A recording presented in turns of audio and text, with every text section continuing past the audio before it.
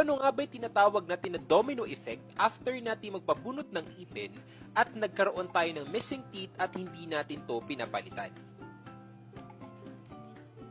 So, exo meaning tooth extraction. So, first na pwedeng mangyari is magkakaroon tayo ng drifting. Yung drifting or pag-usog ng ipin will result in our first scenario or yung pagkakaroon ng spaces. Second is pwede tayo magkaroon ng tinatawag natin na pag-angat ng ipin or pagbaba ng ipin or in dental term, supra-eruption. Next na pwedeng mangyari is yung pagkakaroon ng tinatawag natin na inclination ng mga ngipin or pagtagilid ng mga ngipin dahil gusto nilang pumunta doon sa area kung saan merong space. Kaya minsan nagkakaroon tayo ng mga ngipin na nakatagilid or hindi nakastraight ang tayo. Ano nga ba ang mga dapat natin gawin para maiwasan natin mangyari yun to sa ating mga ngipin?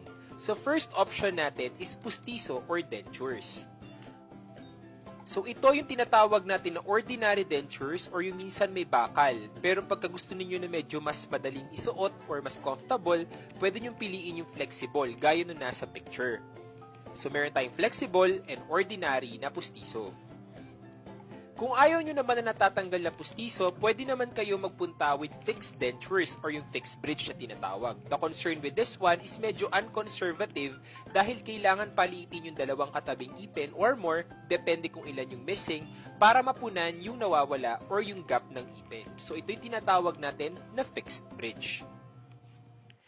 If kung ayaw nyo naman na natatanggal or ayaw nyo naman ng unconservative management or yung nagpe-prepare ng ipin, pwede nyo naman piliin itong ating next option. Ang tawag naman natin dito ay implants. The only concern with implants is medyo pricey siya, pero the good thing with this one is sa lahat ng pwede maging option, ito ang pinaka-best. Pero hindi lahat pwede or possible na makapagpa-implant. Next option natin is hindi lalagyan ng artificial tooth. Ang gagawin is i-close yung space. So, gagamit tayo ng ating dental braces. The only concern with dental braces is hindi kasi siya applicable sa lahat ng cases na mai-close. Minsan kasi kailangan dumepende sa edad, kung gaano kalaki yung gap, and kung gaano ka-healthy yung buto sa loob. So, pero, one of the possible option din natin para ma-close yung mga spaces is dental braces. So, ayan po. Yung age, yung gap, at yung health ng bone, kung pwede ba tayong i-braces or i-close yung braces. Okay?